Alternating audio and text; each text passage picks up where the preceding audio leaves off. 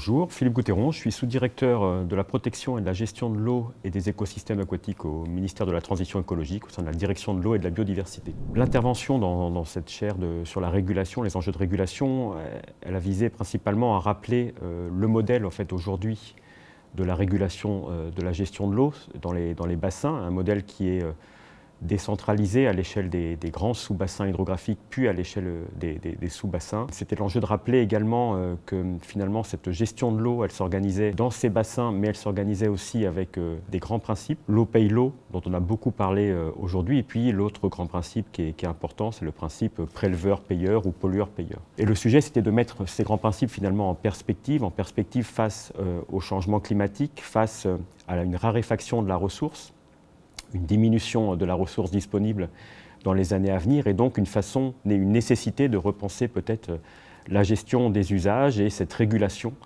des différents usages de l'eau. La question de finalement poser sur la table davantage d'informations pour organiser ces usages, les enjeux de connaissances un peu plus exhaustives, par exemple des prélèvements, de connaissances de la qualité de l'eau qui peut être près de chez soi ou dans l'eau distribuée au robinet. Des enjeux donc de transparence finalement sur cette connaissance, de mise à disposition de cette connaissance. Et puis un enjeu important qui était l'enjeu de solidarité, c'est-à-dire qu'au-delà des grands principes et d'une gestion par bassin versant, il faut arriver à organiser la solidarité entre l'amont et l'aval au sein d'un sous-bassin versant, la solidarité entre les usagers. Le troisième point qui a été évoqué, c'est finalement l'enjeu du modèle économique qu'il va falloir re-questionner du fait de cette raréfaction de la ressource.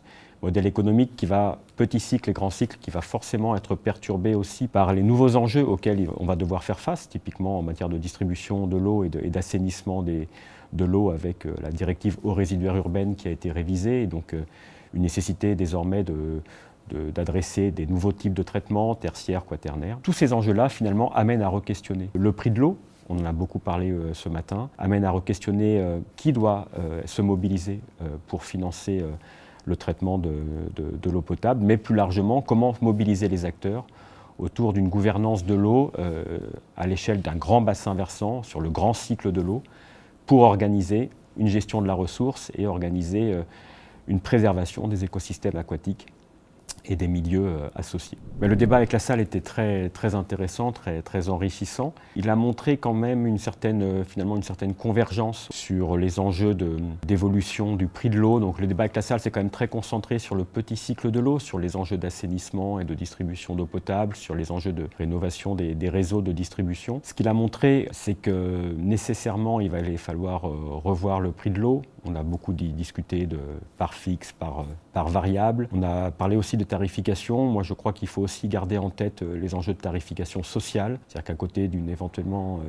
modification de la tarification et du prix de l'eau, il faut garder en tête ce sujet de la tarification sociale pour les plus démunis. Donc tout ça nécessite beaucoup d'évolutions, pas mal de changements. Tout ça est aujourd'hui un peu posé sur la table avec les conférences territoriales de l'eau qui sont engagées dans les grands bassins. On est 3 ans après la mise en œuvre du plan eau. Aujourd'hui, il y a ces conférences territoriales de l'eau qui permettent de faire remonter des nouvelles initiatives, des nouvelles idées, des nouvelles pistes également de solutions à mettre en œuvre. Le ministère de la Transition écologique travaille à la consolidation, à l'analyse de ces propositions qui sont remontées des bassins avec l'idée de faire des propositions au Premier ministre avant l'été sur ce sujet.